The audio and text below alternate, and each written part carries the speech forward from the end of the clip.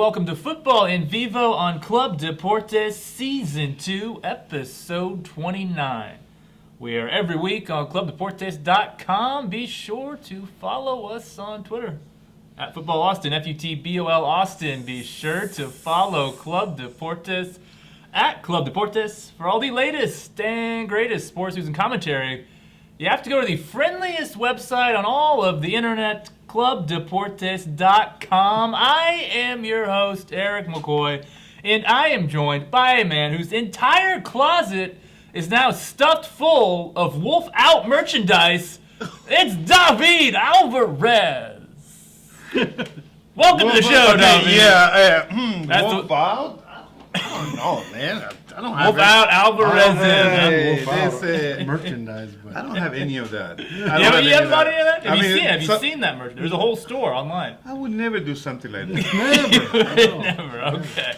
Well, I'm also joined by a man who was very impressed by the captain-like performance of Alex Ring on Saturday night against New England. It's Jorge I was Chavez. so impressed that I did not see it. I thought all Tennessee had gone on to a loss. That I stopped watching like in the 92nd minute. Wow. Yeah, Long time to watch. As I was telling, I was kind of guilty of that myself. I was more focused on what people were saying online on Twitter about the game instead of actually watching the game. And then all of a sudden I hear, "Bring on!" Yeah, I was. So I was guilty of that as well. You, of course, David, you never gave up. You kept the faith. You right? had your eyes. Well, glued. I gotta tell you, I didn't have the first half. I was watching the first half, but then I had to go to a place and they didn't have the game, so I was trying to follow in Futbol En Vivo, but No. I couldn't follow Futbol En Vivo because it was an away game. I thought you were supposed to be live tweeting that game. I thought we had it in the schedule. You were supposed to be live. But I tweeting didn't have that. the access to the game. I couldn't watch the game, so Oh, I was that's just a following. problem there, isn't it? I was trying to follow online. No, that's the problem. No, But that's the problem, yeah. Gotta tell you, I mean, a goal and the last second of the game. That's exciting, right? The That latest happened ever. to us Latest ever. twice. The last two games it happened to us, and now we have it. I mean, it's a great feeling. It really Yeah, is. it's a great feeling. It And the golazo, by the way. It steered me away from Wolf, but then I was a guest on the previous show on FCTV, and I'm leaning towards it again. So I'm kind of wavering all of a sudden. Okay, so we're gonna have Where's the chicken event if I say, we might bring that guy down? Okay, yeah, this could be a great show for that. But okay, let's get right down to it. So, David, Austin FC, the 5-match losing streak is finally over. Let's rejoice. Five. Hallelujah. Of course, thanks to Alex Ring's goal in the 4th minute of stoppage time against New England. So, Austin FC escape with a 2-2 draw. Jorge, I want to start with you. I want to get a little philosophical here. Do you view this match as 1 point gained or 2 points dropped? Bit of like a glass half full, glass half empty. Definitely type 1 question. point gained. Like I said, I saw the first half. I thought they played well. It was excellent goal by Rigoni. We're going to watch the highlights in a little bit. But excellent goal. And God, Cascante. Okay, we got Cascante discussion but, forthcoming. And then I saw the first 10 minutes, 20 minutes, 19 minutes of the game. It was great. They were looking good. And then they let one through. But then after that, it seemed like just they were going to turn the corner. It seemed like they were just about to score. Pereira hit the post. It just, one after another, that the chances kept coming, and they just didn't fall through. And then I was the 90th and 91st minute. I started to lose a little bit of patience, and then the 93rd came, and I just turned it off. And that was a little mistake there. That was a mistake. I'd That was a say mistake on my That was part. a bit of a mistake. Yeah. Yeah, so David, you're Futbol En Vivo's eternal optimist. So how do you view this game? Do you view it as a point gained or 2 points dropped? Well, I thought was every game that you win, you tie at the last minute, it feels like a win. I think that is correct. It is a win, and it's a win in many respects because that goal by Ring in the last moment and the way he did it, the way everything was done at the time it was done. I mean, come on, Austin FC all the way there. I mean, if also all the energies that came in, because Ring, what it meant for the team, what other players have meant, but he was the captain of the team, right? And in our best season, he was the captain of the team, and he scored such a goal. So it's just telling us, I'm still here, right? Yeah. I'm still Yeah, here. that's a great point. Yeah. And definitely it's a win for us in the sea. Okay. So let's go ahead. Interesting starting 11. We get the starting 11 graphics here. So I got a few questions here because this raised quite a few eyebrows when this one dropped here. It did. There's a lot that I actually really like about what Wolf did here. What stood out to you, Jorge, when you saw this drop? Alex Ring. Okay. Alex Ring comes back, not only to the starting lineup, but to the starting lineup as a midfielder. Yeah. That was. I mean, when I saw the list, I was trying to figure out what are they trying to play What here. formation did you see it as? I saw a 5-2-3 or 2-3-1-2. Okay. Kind of. I definitely saw it as a back five That for they sure. were back five for sure, and the rest of it whatever, with Alex Ring in the back, and it was actually the opposite. Alex Ring was in the front. Yes. Guiding a lot of this team, and so we had Brad Stuver in the back, then Rio Bison and Cascante, Lundqvist and Lima, and then next to them were Valencia Pereira and Ring, and then up front were Rigoni, Gallagher, and Drusi. And I thought it was a very, very good lineup. Yeah, I kind of saw it. Yeah, as you had the two holding mids, you had Valencia and Pereira, then you had kind of the back five. I would say Lundqvist, then Bison and Cascante, Lima, and then I actually kind of thought Gallagher was more wing back than winger. Yeah, in this match. it did look kind of an interesting lineup that Austin Yeah, presented. then I kind of saw Drusi and Ring as kind of those twin tens underneath. Rigoni, surprisingly, playing as the number 9 in this match. David, what did you think about that? Going, technically strikerless, at least a non-traditional striker, playing Rigoni up top. Did you like that? Well, I think who's playing up top was Drusi. Drusi was playing up top. No, it was Rigoni. It was Rigoni. It was In the Rigoni. first Your man Rigoni I was thought playing up top. I thought in the first half Drusi was playing like a He 9. was a little more underneath, and Like, I actually think that was the right. I mean, remember that when he missed that easy goal, a header, like it was Drusi. It was not Rigoni the one that missed that goal. He was right in the center of the But look, penalty kick. we'll get to the highlights in a second. Look at where Rigoni scores his goal Okay. from was from the center forward position. But I actually like going with Rigoni here and kind of specifically not going with Maxi Urruti. Yeah. I think Urruti is just an awful run of form. We can get into a more in-depth conversation on Urruti coming up. But yeah, I actually really I kind of like the formation switch. I like, not playing Urruti up top, not playing Drew. I think Rigoni was to my eyes pretty clearly playing as a center forward to start this match. And I like that. I think that was a good move to switch things up. Difficult away match, and I think one of the things us and others have been critical of Wolf about is that it's kind of just the same thing over and over again. He doesn't make changes when the team are in a skid, and I think this was a good example of him actually making a change and trying something different. And so I actually think this was one of Wolf's better I agree with you. efforts right here. I have to agree with you. The only thing is like when you make those changes, yes, at the beginning of the game, but some people like me is making the changes in the mid at halftime or changes when you're making the substitution in the second half. That's the main thing for me. When to take the changes, when to adapt the team. This is important too. It's important to have it. It was a solid lineup, I gotta tell you. I mean, Especially considering how it was a pretty you're- solid, and we're playing with the second best team in the Eastern Conference. Right, a very good team away from I home. mean, it's not like we're playing any other team, and I mean, it doesn't have the coach right now. I think Arena is not coaching. Administratively. Administratively. for Arena. Yeah, but do you have a team that is in the top? I mean, when you have people in the stands, like wow, it's hard to see New England with people in the stand now. Yeah, they And actually had a pretty packed yeah, house there. so I mean, it was a big challenge for the team, and they addressed it pretty well. And we did have a bunch of chances in the second half and in the first half, right? Yes, There so was- we'll kind of get into the specifics here. You want to go ahead and see the highlights here? Yeah, we can see Yeah, what you yeah. missed whenever you turned off early, Jorge. Yeah, that'd be Yeah, great. I think- I did see the highlights after I saw this game. So so far so good. We saw New England's starting 11. which That is front four is very good. very good. I mean, they've managed to keep this season the best winning season, if I'm not mistaken.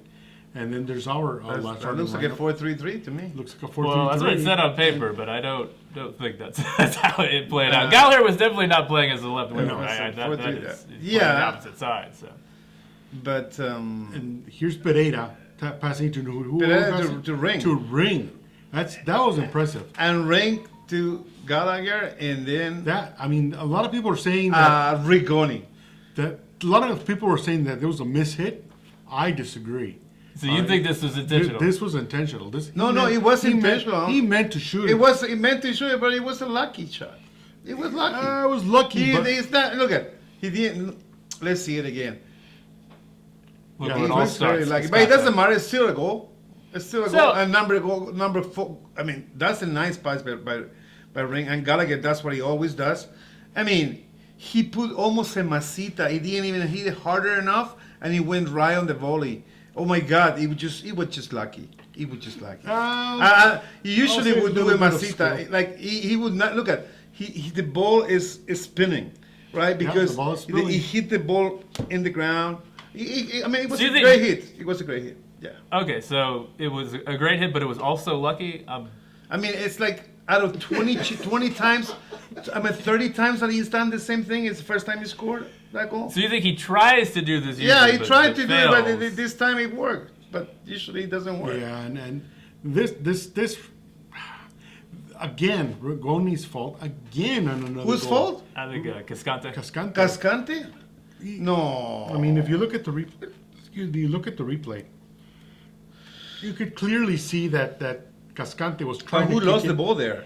Cascante, because he was ahead of it. He tried to kick it away towards the goal. I think the first Instead one that of lost the ball was outside. Rigoni. I mean, Rigoni. Cascante, you mean? Right? Right there, number 15. Yeah, Bison had a chance to stop number it. 15. and Yeah, he lost the I ball. think Lima probably also could have Yeah. done a little better there as well. But if you notice, Cascante kicks it just Actually, slightly he just away. gave the perfect pass. Just slightly He away gave the from first it. perfect pass. What about Stuver there? Could he have done more? He could have done more here. He could have just go for the ball because he was totally blind. Like, this is a set piece. They always get us on set pieces. Yeah, And set he- piece defending second, is very poor. he knew the guy was gonna hit it. At least he should have just tried, put his hands out of like lack, you know. Yeah, make- but he make just himself stayed there. there. He just didn't move. Look at, he knew it was messed up and he didn't even move. Yeah, he- come on, at least try something, man. Just put your hands yeah, out or something. Yeah. And you know, once that went in, New England disappeared. Excuse me, disappeared from the rest of the game. They just did not show up. I mean, anywhere, they had a really. couple chances before that. Yeah, they were very conservative with this. But league. Yeah. once this goal went in, they flat out parked the bus, and you can see here that That was a this was a nice- nice goal here, and Pereira received Pereira. it. That's Pereira Heck on the of a post. shot. On the shot. The That great. was a heck of a shot. I mean, Man, and Pereira had tried that many times. he but tried that many he's times. gonna put it in one of these days. I like when Valencia plays and Pereira is able to kind of get a little bit further forward. It's fun to watch him in but more it was advanced areas. it was a like this. giveaway by Gonzalez. Yeah. Anyway, Gonzalez gave away the ball. I was surprised to see Omar Gonzalez is still playing. I was just I raised my eyebrows when I saw he was still surprised playing. that he was. And there it is. There it is. He bound. Man, I mean, he put it like a. He put it through traffic. I It was an mean, he was a amazing goal. beautiful left in the air. He controlled the ball, and before the bounce, he put it on the left. Was that lucky, David? No, that was not lucky. That was a lot of class in there. That was just a beautiful goal. Yeah, I mean, There when you see it, Uno, like yeah, he barely did. He one time that looks like. Yeah. Yeah, he left. He let it controlled hit. the ball with the right, and then he put it with the left. And that's the way to do it. This was amazing goal. And he put it Even through almost traffic. got a spin on it. He directly just perfectly in there, and then Yeah. from and there the last second of the there's game. the last second of the goal, and Yeah. and that's it. I And thought number 6 over there was kind of overweight. Well, a Yeah, little bit, overweight, a little like bit, a sure. bit- I could see that, but you know, looking at this game, back to that, but Wow! Surprise, surprise! Club Deporte is highlighting the misfortune of and so, our beloved number 18. But actually, I want to get into that discussion because I think this is a discussion that's worth having. Because this is another match where you could point to a goal the opposition have scored, and you could directly, I think, point to a mistake from Julio Cascante. Now, there are other, as you pointed out, David, Vicenen could have done better. I think Lima could have done better. I think eventually Stuver could have done better as well. So it's not just Cascante here. But he certainly, I think, wishes he could have this situation. But look at that. I mean, just a missed clearance. Well, he was able to not make Lima, though, and give the pass. Yeah, like I said, He did not make Lima. Look at, he did not make Lima. did not make Lima, and then he did the no, that was just. But I do think I think you could most certainly point a finger at Cascante. So just where do you stand right now on? As we're going to continue. This is quite the forensic investigation of this mistake here. Oh my God. Where do you stand on this, Jorge? Is it time for him to go to the bench, you think, especially now that Vicenen looks to be pretty much back to fitness? Hedges had a bit of a hamstring issue, but hopefully by the time we return from the international break, he should be ready to go as well. Is it time to give Cascante a bit of a break on the bench? Yes. If we look at much earlier in the season, the first game of the season, the couple of errors that Casey Keller. Wow. Homework and We're on like the old school Kip US Keller. M&T If you guys. see a couple of mistakes Kip Keller made, they were obvious mistakes, and he himself admitted that they were obvious. They were mistakes, but so he got sent down to Austin FC too. And he's played lights out there. I was at the game on Friday, and he was really good. He's been really good. His craft, he's able to adjust a little bit better. He's obviously made a couple of appearances on Austin, now back again, and so I think he's ready to come back. But he got banished after that game. I don't see why Cascante's not gonna, just because he got named all of a sudden in the national team for Costa Rica doesn't mean squat. I don't know. It means squat if you've been producing before that. Yeah. You send in your tapes or whatever. They're a bit of a low works. ebb, Costa Rica, in terms however of it works. quality. He's just playing in the MLS, Yeah, Costa Rica has gone down a little bit. Yeah, for Pegged sure. down a couple notches. So I think Jamaica and all those have gone ahead of them. Panama's gone ahead of them for sure. Point, And so Costa Rica's not what power it once had. You might be able to. However, Costa Rica. you might be able to do that's for sure. But however, that doesn't justify him playing worse once he got named. Somebody could check my math here and there, but since he got named, he's played 2 games. Yeah, it was Wednesday before the Seattle Wednesday game. before the he got game, named. he's played terrible in these 2 games. That I don't. It's not to say Costa Rica's going to rescind their naming, but do they question it? For sure. They might be. But who's the coach of Costa questioning. Rica? That's the problem. I I don't know because Jorge Iturralde is the coach of Jorge Iturralde. Imagine that. But if he plays lights out with Costa Rica and he's played all minutes and he knows he doesn't have any errors and he's played well, scored a goal, maybe just throw that out there. How does that translate back into Austin FC? I don't see how. I don't see him suddenly turning the corner by having a new coaching staff, and then that transfers down. Well, to yeah, Austin that FC. can make a difference. It could make that a can make a difference. difference. But only if he's not paying attention to what Josh Wolf is trying to instill. Well, okay, so here's kind of. Do you think that the mistakes that we're seeing from Cascante? Do you think this is more of like a mental issue here as opposed to a sign of that he's lacking quality? I wrote down, does he have the yips? We talked about Rigoni earlier this season. He and seems kind of to have mixing gotten those. away from them a little bit. So maybe it's hard to see what the player sees. Is he seeing something in himself that's transferring over that, I need to do this and do that, and it gets into his head and it translates over to him not performing, or if it just blocks it out and keeps playing the game the way he's playing. Either way, it's not working. Yeah, so Where do you stand on this issue, David? Like, do you think that Cascante, it's time for the bench for him? Do you think like that would maybe give him like a mental reset, and then maybe later on in the season he can come back into the fold? But right now, do you think the bench is where Cascante should reside going forward? I mean, I don't know. I mean, you gotta have an opinion, man. You're Futbol En Vivo. Chicken of indecisiveness. Hey, right here, your pal. Let's Give it buzz. to me because, honestly, I think Cascante, it is an okay defender. He's an okay central defender, and he make a lot of mistakes every single game.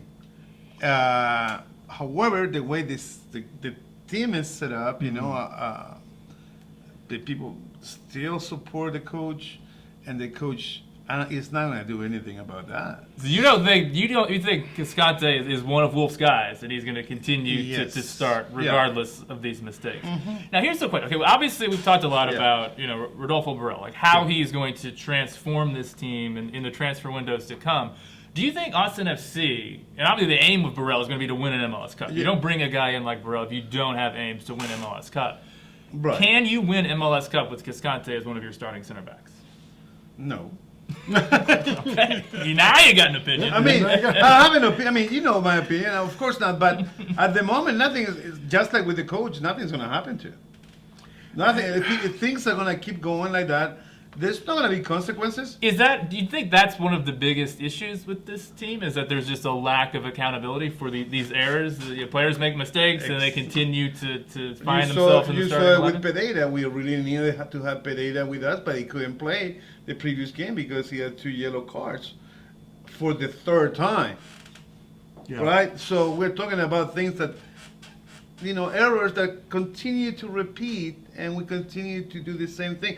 Seems like we don't learn from the mistakes that we should be learning from. Experience, not much at this point for me, because the only thing I see now is like people needs to be patient. Like Rodo said, you guys have to be patient. But you just said in the previous video that you do not have the patience to wait for 3 or 4. I do not have. I give up. How can that be? How can that be one thing and the other at the same time? Because I said this thing like 2 weeks ago, 3 weeks ago. I've been saying the same thing. I don't know what else to do, man. I mean, I'm being very impatient, but I already give up. I already give up. So I leave like, okay, whatever they say, whatever the numbers are there, the numbers don't lie.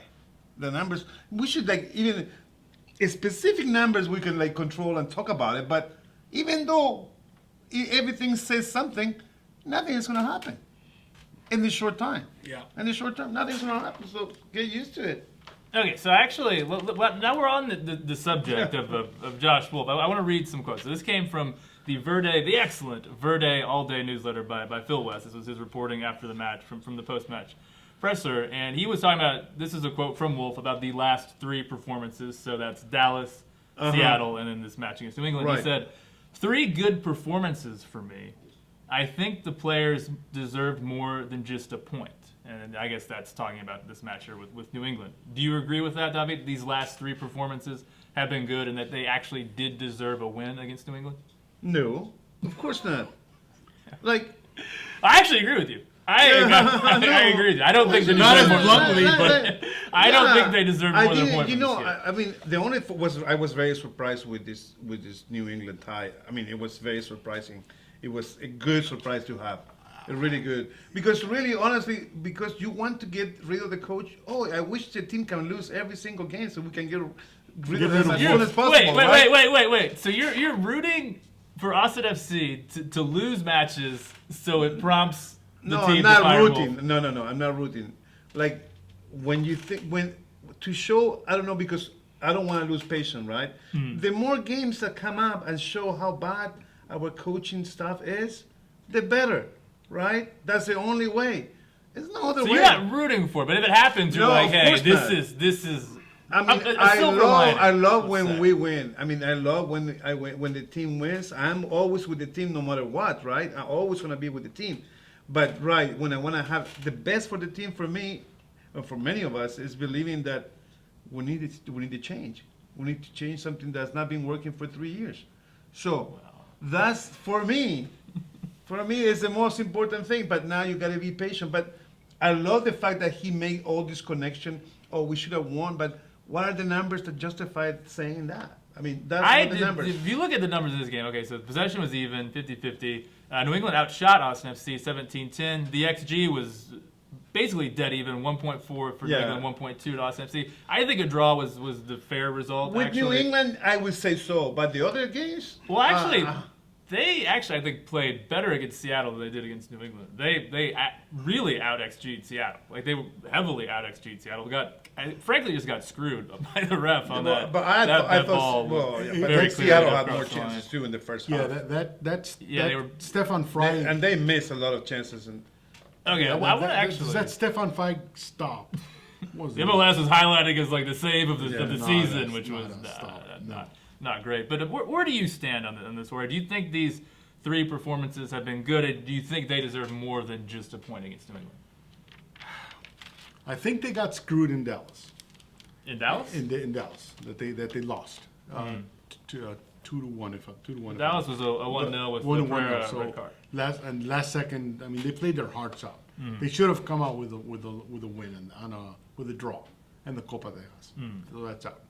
They should have won against Seattle. I think they were the better team in that match. And I they really lost that game to 2-1. It should have been 2-2. Should have been 2-1. Austin, but then I think that rattled them that goal wasn't scored. It's just about it's karma. It's karma. And then this last game, they should have lost, and they drew. So it's kind of all evening out. It's kind of all evening out. But they still only came out of 3 games with 1 point.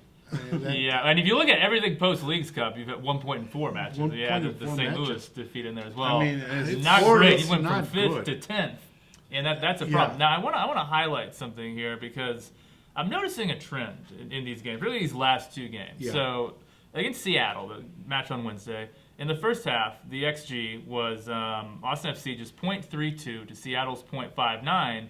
Second half, Austin FC go 1.38 XG to Seattle's 0.53.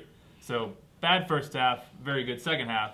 If you look at against New England, 0.31 XG for Austin FC in the first half to 0.84 from New England in the first half. Second half, it flips. Austin FC 0.81 to New England's 0.46. What is going on with this team in the first halves of match? Why are they starting so slow? If you think back to last season, you had so many second half comebacks. That was one of the themes. You can only have a second half comeback if you didn't play well in the first half. So this, to me, this is kind of a worrying trend that Austin FC are starting these matches so slowly. Is this something you've picked up on as well, Jorge? Yeah, I think what's happening is that it's not so much that Austin FC suddenly is figuring out what's happening in the game. It's just, I think it's more of a question of when the players take over the talking points on themselves and they do getting talking points from the coaching staff. Mm-hmm. They sort of, obviously they know what's going on and they make adjustments themselves. Mm-hmm. And they kind of tend to ignore the coaching staff and they take it upon themselves to get better or do the changes that are necessary. And it happens without the coaching staff. So you think they're coming into the first half with Wolf's words rattling around in their head, playing poorly. Second half starts, they forget what Wolf said, and they go off script. Throw the script away, as the great Chris Bills once said. Yep. And then that's why you see this improvement in performance. That is not a great look for Josh Wolf, if that's what's going on. Not a great look. And that's when it comes back. He's loving this. It comes back to Brado, what he emphasized when he first came here, that he came here because of Wolf and because of the great fan base. You hear that? Now, he's a month into his tenure now, a month and a half. Mm-hmm. And what is he seeing? He's seeing a very, very discontent fan base. Mm-hmm. Very up in arms about what's going on. And he suddenly sees a team that isn't playing well with themselves. And they're not playing the way Josh Wolf wants them to play. And what all this boils down to is that the coach has lost the locker room. And when a coach has lost the locker room, I don't know what needs to be done to get it back. Okay, I want to get your thoughts on this. I'm gonna disagree slightly. I don't think the locker room has been lost. That was a hot topic of conversation Wednesday night in the presser, and Stuver, Hedges, all these guys came out very strongly against the idea that they've quit. And I think if you look at the fact that they're having these second halves where they are putting in, I think, really good performances, at least to me, suggests that they haven't quit on the coach. Whether or not, now that's an interesting theory that you think they're just kind of ignoring what Wolf's game plan is in the second half. I hadn't thought about that, but I do think that's interesting. But at the very least, I don't think they've quit. Like I don't think this team has given up on the season. I don't think they've given up on themselves. Otherwise, we'd have another 5-3, 6-3 game. And again, that just goes into saying that they have given up on the season or Gotcha. whatever. Because I guess those are two different things. You can give up on the coach without giving up on trying to win on soccer each other. matches. Exactly, Yeah. trying to give up on each other. Okay. And once you do that, it puts a little bit of perspective on what Cascante's woes are. He just doesn't seem fast enough. He doesn't seem to be playing in the right place enough. He doesn't seem to be in the right place at the right time anymore. He doesn't seem to jump, at the right time. On and on and on and on. And I think that's weighing on him because he doesn't want to let his teammates down. I don't think. No player does. He doesn't look like that type of player. No, I think he's a very I don't know the guy personally, but he seems like a guy that is affected, I think, emotionally by a lot of these mistakes. I think it really does seem to bother him whenever he makes these mistakes. Right. So. And once that gets into your head, hopefully these next couple of weeks are going to give him a little bit of time to think about it and not think about it and just keep going on and on. But you know that like you said earlier, he's got the yips. That's and like Rigoni had earlier, he had the yips. He looks like he's jumping out 2 goals in the last 4 games. Rigoni. We never doubted you, man. We never doubted you. He's getting there. But that seems to be a theme on this team, that a lot of the players get into a bad streak, and it's not like every once in a while. It's like they overlap each other's yips suddenly. Yes. And this just provides bad results for everybody here. Yeah, lots of interesting stuff there, Jorge. David, I know you're a man with a lot of thoughts right now. You look like you just got a whole lot to say. Splurge them out. I do kind of want to circle back to my original question to Jorge, though, and ask about the slow starts that this team is having. Do you have any thoughts on that specifically and what might be the cause of that? Oh, the slow start, and then we always get a couple goals in the first half? Well, no, they typically have not scored a couple goals in the first half. They did score in this first half against New England. I would say that was a goal against the run of play, though. They were largely not playing that well kind of in the first half. Remember we used to talk about was getting so many goals all the time. I guess we are the most. How many goals? I think Austin is the second most. I have to see. I don't. Defensively, the record is very poor. They have not a good record there. I think it's the second worst. It's the second worst. I don't have the numbers in front of me, but that wouldn't surprise me. But that's what I'm talking about. I mean, we are one of the teams that anybody can score on, and easily. There's the standings. And getting back to your original question was that, I mean, it could be, but you said that we have a good lineup last week, right? Goals against is 43, second most allowed in the league. Second most allowed in the region. Yeah. So Mr. Statman right here. That's I mean, and that's what I heard when I was listening to I was listening to the game, but and I was listening to the stats, and I was thinking, wow, we are bad. We are really bad, and but they're the numbers. No, the numbers don't lie. The numbers do not lie. The numbers do not lie. I mean, but in terms of like you're a coach, David, and like if your team, how do you prevent them from starting matches sluggishly? You know, how do you ensure your players start the match ready to go from the first whistle? How do you do that? How do you ensure they're ready as soon as they step on the field? I mean, there's a couple ways. I mean, depends on the team, depends so many variables, but usually you got to motivate the team, you know? You got to have a good talk. Basically, you got to talk to them and say, hey, guys, we need to start complying with what we need So to you think it really do. So do you think? I pretty much know what your answer is going to be to this, but do you think there is a problem with how Wolf connects with his players? Is that what you're? So you think maybe there's? I might be. I mean, because I would see my players. You know, if they're not doing what they're supposed to be, I'm not gonna be happy, right? And you're not gonna play if you don't. If you're not So you doing hold what you're your supposed players to do it, accountable for yeah, their sure, actions. everybody is accountable. If you're not playing the way you're supposed to be, there's like 3 other people that want to play in that position, right? And that's what I would do. But I don't know. It's hard for me to say. Then this is because every situation is different. But in this case, you know, I think we just have a bad team and a bad coach. I mean, that's the bottom line.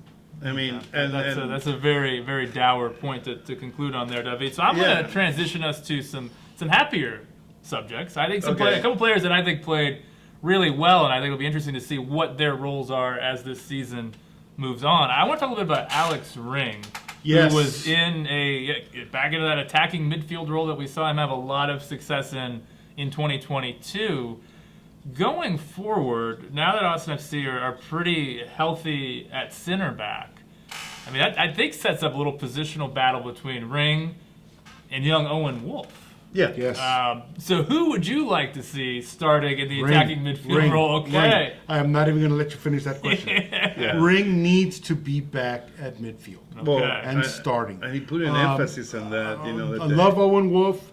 I think he's great potential, Yeah. but he's not there yet. It's not at the level. I mean, It's not at the he level. plays well, but he doesn't quite provide the spark that an Alex Ring does. The first goal on Saturday, he and Danny Pereira connected to Gallagher so he can assist it to Rigoni. If Owen Wolf would have been there, he would have gone straight to the box and tried to score himself instead of looking and observing. Yeah. You know, panoramically to see Yeah. what's available out there. And he saw Gallagher coming down the right side, passed it to him, open pass. He had all the time in the world Gallagher to place it keep doing where he wanted to put it, and Rigoni had a good shot at it. Yeah. Probably a little lucky. I will admit that, but he placed it well. And I think that's what he wanted to do. Yeah. And Owen Wolf would not be able to do that yet. Can he do that? Has he shown the potential to do that?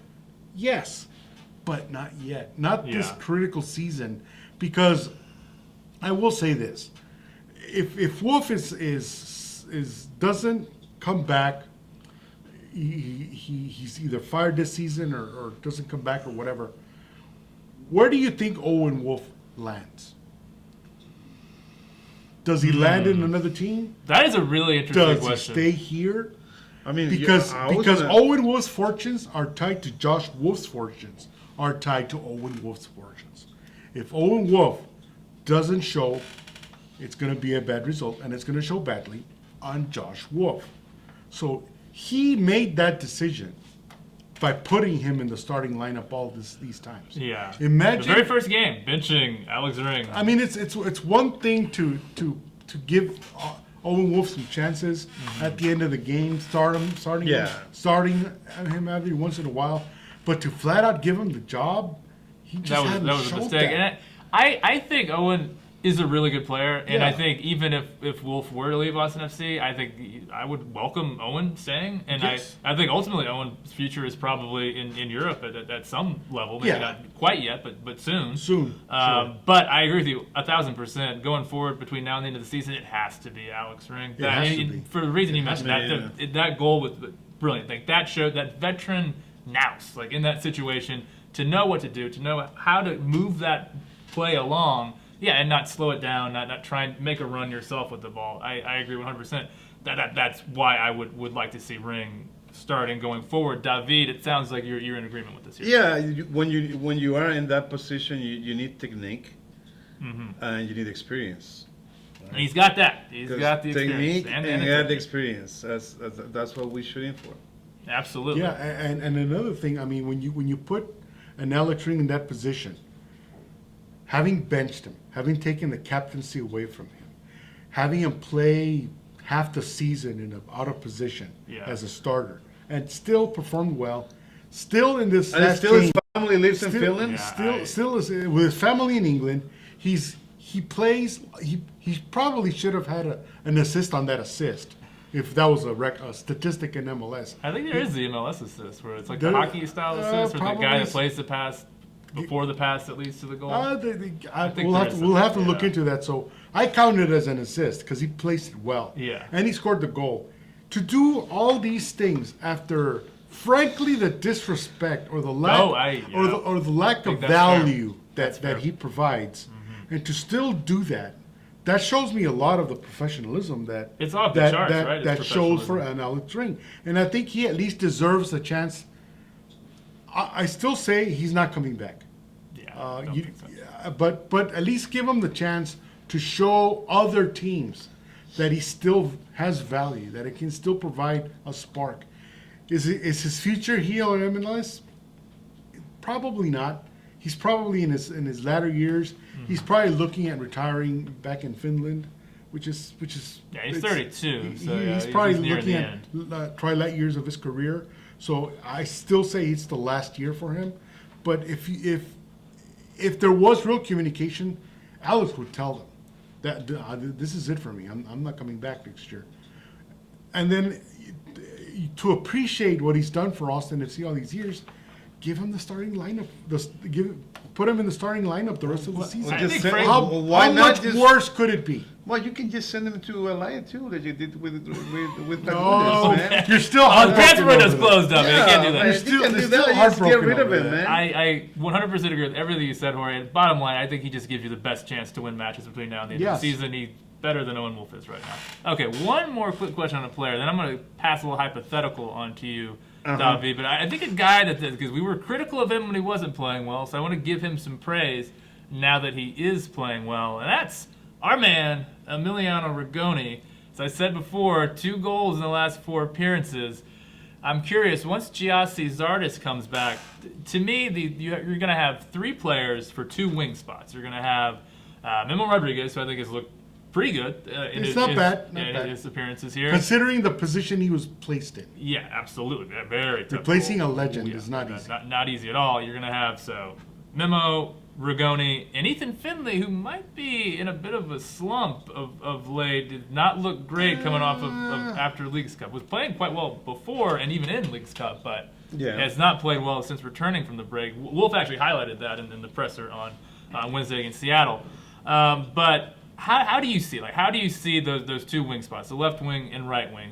Which 2 players do you want starting? We'll start with you, Davi. Who would want me to start with in the right? Finley. So you go Finley, and then on the left, are you Rigoni or Memo? No, I mean on the right. I mean, I think Memo. Yeah. Honestly, I don't have any love for. So even though he's on this improved run of form, Even you're not if he's convinced. no, I'm not convinced. When he do it, shoots a goal like 100 miles an hour, and put it on the corner, I'll believe it. But when he's no masita, man, I believe it's getting better. But when he get that confidence, he needs to show me that he's confident. And he's not. Okay. I don't think he's confident enough. He does to do a be lot there. of hopeful balls. I Yeah. will say that. So, and instead of taking like a chance to go straight for the goal, man. When you have a chance, many times he take tries the to shot. shoot to give the pass and instead Yeah. to shoot the ball. And A little that's the hesitant problem in for me shooting. That's with true. Rigoni. That's why I prefer anybody but Rigoni. That's why Okay, so you're Finley on the right and No. Memo on the left. Then. Yeah. Okay. What about you, Jorge? 50-50, I will say this. You go with a hot streak. That's what I thought. Unless there's a little bit of a bad streak, but you have confidence that he'll come back from that. That's why I would say Rigoni and Finley. Mm-hmm. Finley on the left, on the right. Yeah, you Well, want Finley on the right. He's better on Yeah, the Finley on the Finley right, right. Emilio on the left. Yeah. Because we have seen Emilio sort of be on the left a couple of right. I times. actually think he's better on the left. And he played well. Yeah. He didn't play as forward. Yeah. He was a little more in the midfield. He's more of a So he provider sort in of that changed the formation a little Well, bit. that's what I'd say. just It's- by that. And so, given that Finley plays a lot better. Finley is not the fastest guy, and he knows it. and he's not the most technical guy, and he knows it. But he attacks. Yeah. When given a chance, he'll go for it. Yeah, he will go for it. And either he provides the shot or he provides for someone else that has a better shot. So I would like to have Finley in there still. And as for between Memo and Ethan Finley, I haven't seen enough of Memo yet to make an assumption or a prediction yet. The couple times he scored that goal. Let's be honest. MLS and VAR be damned, he scored the goal. So I count it as a goal. Which goal? Against Seattle. Against Seattle, against Stefan Fry. But there's no technology though. There's no goal line technology. But he's saying it did look like it crossed the line. Oh, okay. It looked. I mean, the ball not was officially clearly, a goal. We not lost officially a 3-3, goal. but I believe we won that game. I believe we tied that game. That's right, David. So he I had the same. he I put did the same thing when he it's puts himself in good positions. So I will give Memo that. But I think Rigoni has a little bit of confidence now that he can score, even if he does weird shots like the one he did against New England. There is kind of a weird shot, kind of over, kind of slow, kind of directed. Kind of. I mean, it was a weird little shot. Perfect shot. Perfect, wonderful. Perfect shot, but he didn't intend to do it though. Yes, But still lucky. probably Perfect, a good way but to put lucky. it. That's probably a good way to put it. I wouldn't go so far as to say that. Well, I think maybe he tried to do it. He just tried doesn't have something- his. It's not. We're not used to seeing something like that. We're not used to seeing something And it like was that. That beautiful. is very It true. was And it was very, beautiful. and it was great. He was And a that's nice goal. why I think Rigoni's starting to gain his confidence. So I don't want to stunt that. Give him another couple games to see where he's at. I know that we're a critical point in the season boy. where points Are are we really hard to get by.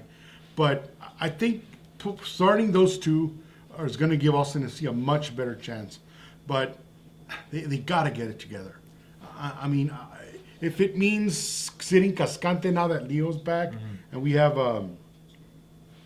what's his name, Matt Hedges back there, I think that's what they brought him for, as an insurance in case Cascante's play gets in his head, and he gets the yips, and he still has the yips. I think you cut him a break, you let him sit, let him observe, and see what Hedges and Vicenen can provide.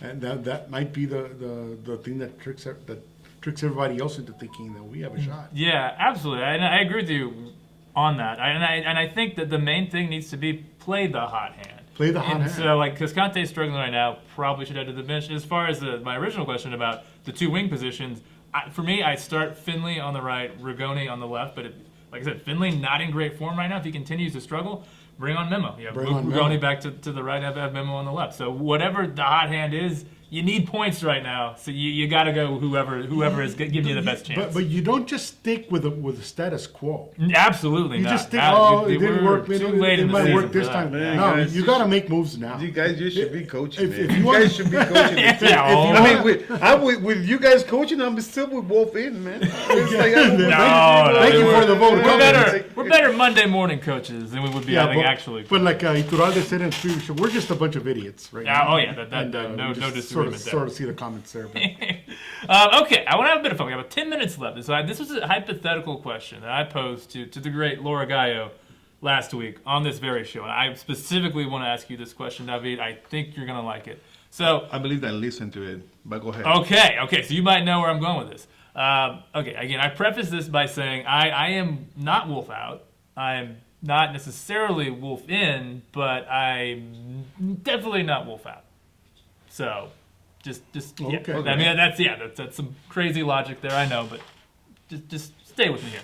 So exactly. That is me, 100%. That's you right there. I will gladly take this right here. But if you were, let's just say, at some point between now and the season, if you're Anthony Precourt, let's just say you decide to make the move and go Wolf out, fire Wolf.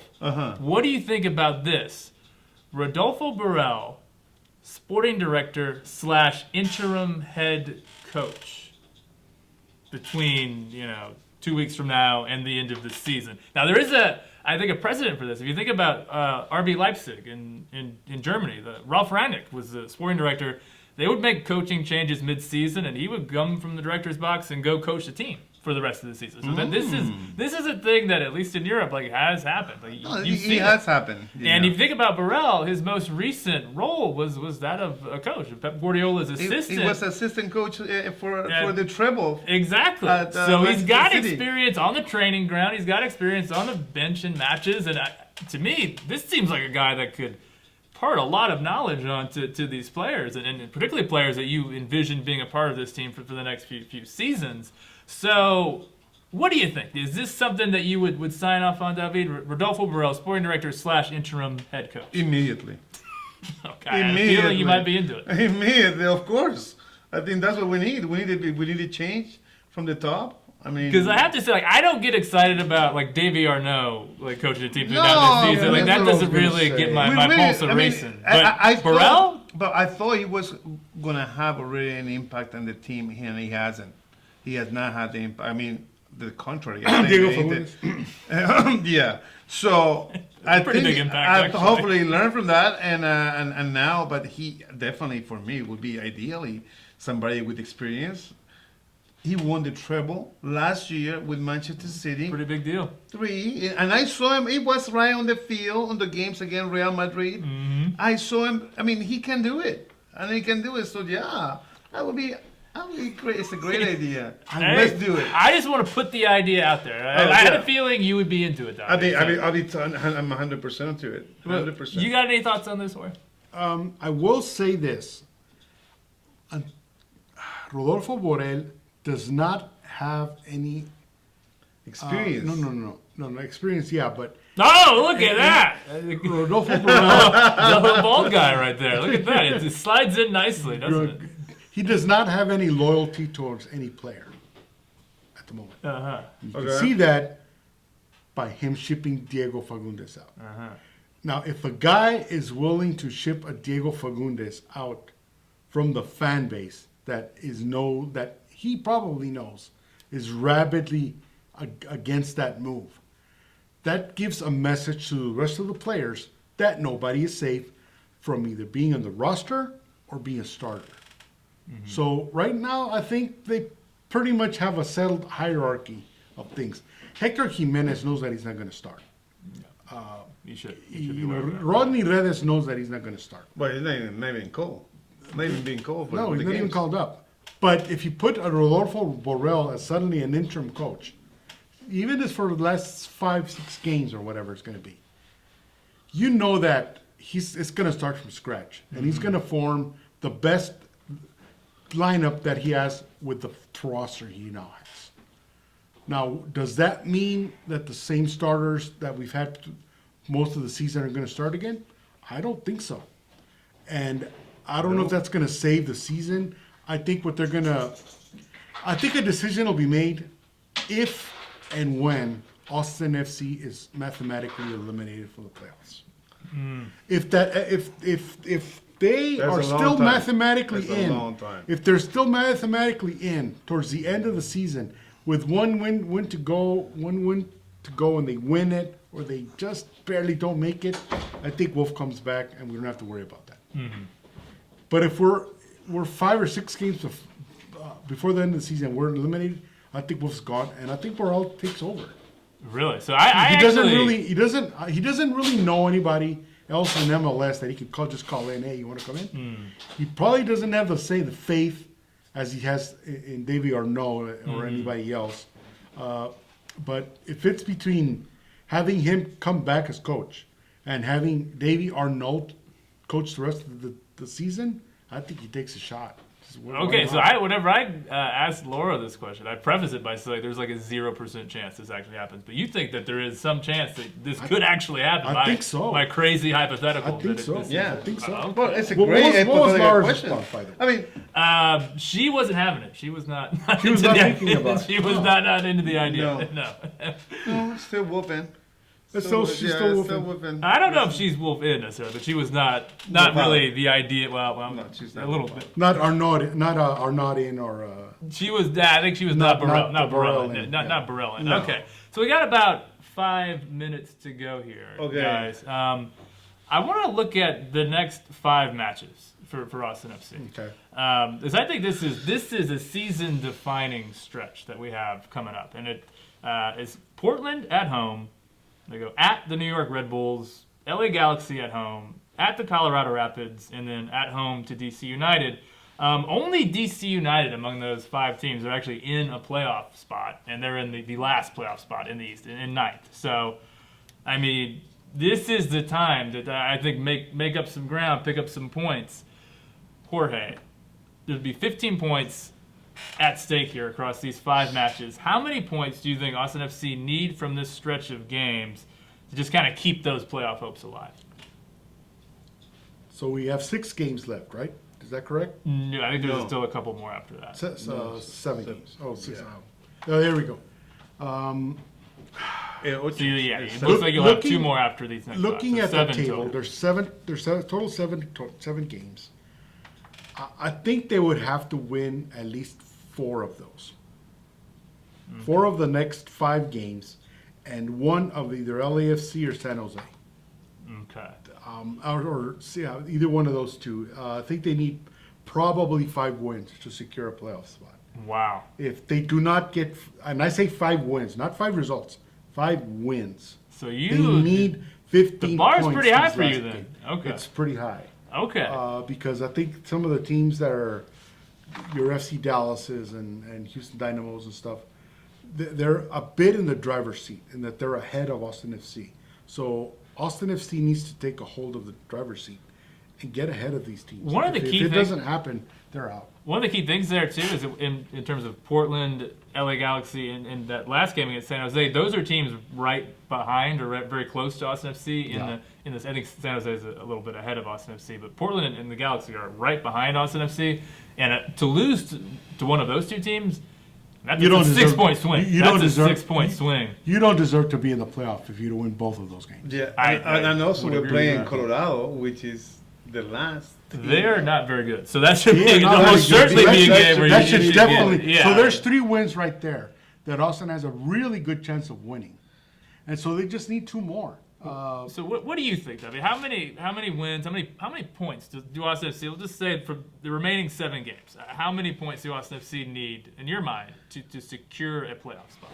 To secure a playoff spot, they need at least 3 wins. 3 wins. So that means 9. That's actually not that hard.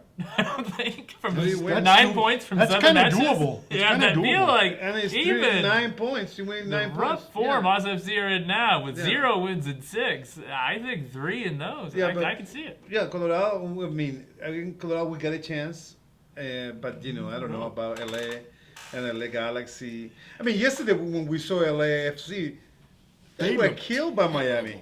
Well, not that good. But every team looks terrible against Miami. And so, I mean, and then LA is coming back. I mean, we have a chance, but, I mean, we wanted to, we already talked about this. Like, we're barely going to qualify for the playoff. Yeah. If we do, we're not going to do We're just going to be fodder for the upper teams. We're talking about things that, okay, yeah, we might not. But at the end of the day, we don't have anything to show. So you're actually not, even if Austin FC make the play, it sounds like you're just not that impressed. No, even if we make the playoff, we're not going to do anything. We're not going to have a home advantage. No. We're not going to have, which is the main thing for us, for many of us. If you get past the play-in game, though, you do get a home game because the first round is a best of 3 series, and one of those games would be at home. So there is still a chance for a home playoff. Yeah, any chance I would take. But, I think for looking at them, I think Portland is going to get better. LA is getting better. LA are playing the Galaxy are playing pretty well right now. And I don't know, even Colorado can beat Colorado us in the altitude. Probably not making the playoffs. So. But they're not making the playoff, but they can give us trouble in the altitude of Denver. I still say five games. We need to win 5 either games. 5 wins or 4 wins and 2 and a draw. I think we need at least 10 points to get it. 10 points? Yeah. I think in the last 7, I think probably in the 15, 16 point range, just to be on the safe side. Because, again, you're going up head-to-head against teams that you're fighting for those final spots for. They're going to be if you lose those games, those teams, then those are 6-point swings. So a loss to Portland, a loss to the Galaxy, a loss to San Jose. very devastated. Like that loss to Dallas was so But it- so just crushing. heartbreaking. But all the games are coming up. I mean, it's just like That's all. just in September. We are just about out of time. I just want to say, I am excited actually for this stretch because going into the season, the expanded playoffs, I kind of thought the regular season is not going to mean anything. And the exciting thing about this, as frustrating as this season has been, the fact that we're going to have Portland at home, the Galaxy at home, those games are going to feel like playoff games. Yeah. And it's been a tough season. People are mad. It's a horrible place to be online looking at anything Austin FC related.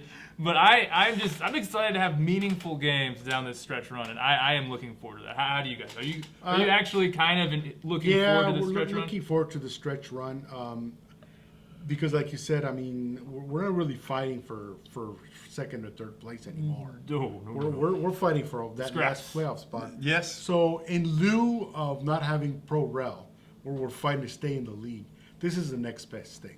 Yeah. To fight towards that last playoff spot. Yes, this does. It actually does kind of feel a bit like a relegation scrap because that's it is as close as U.S. fans are going to feel. Because it's not pro rel. It's not great. We can't we get the ninth spot there. We can't jump up and hey, we did it. We got ninth. Like that's not a great. That's not a great No, season. it's not the. So I'm not even trying to say this is we should be proud of this, but I'm looking forward to meaningful games where the way I thought the season was going to play out, Austin FC were going to be comfortably mid-table this time of year, and we'd have a tough time coming up with interesting things to talk about. But instead, we got ourselves a genuine fight for a playoff spot, and I for one am looking forward to it. How do you feel, David? Well, I'm looking forward to it. You're right. I mean, we need to look for excitement, and we got to take what we can we get, gotta man, take right? it again, and we haven't had any excitement, and our team doesn't look very exciting, but the games are going to be important, man. They're the going to be games, important. and especially the home games. Yeah. Especially the home games will be very important. Like we cannot leave stuff for chance, right? At this last second, we need to make sure we're 100% every game there, right? The full 90. You can't full start 90. slow. Don't leave the field before. Don't turn off the Don't turn off your TV, Jorge. Because other thing, I mean, we shouldn't be talking about even this if we would have lost that game, right? Oh, it would have been three angry dudes. That's for sure. That is true. Okay, so I think we are just about out of time here, everyone. It's been great having you guys back. It's been a couple weeks since we got to do the show. Very nice. Yeah, we haven't been here in a while. Yeah, it's been a while. So Power Trio back. Absolutely love it. Okay, thank you to Club Deportes. Thank you to our fans. Yeah. Thank you to the great Gio behind the boards. Do this again next week. He looks like a coach. You look like a real coach. Oh my God! God! Oh, you got the worst one there, man. Oh my God. Were you Jimmy Buffett? Is that who you were, David? Oh, rest in peace, by the way. Yes, But yes. No Marquez. That was a good job over there.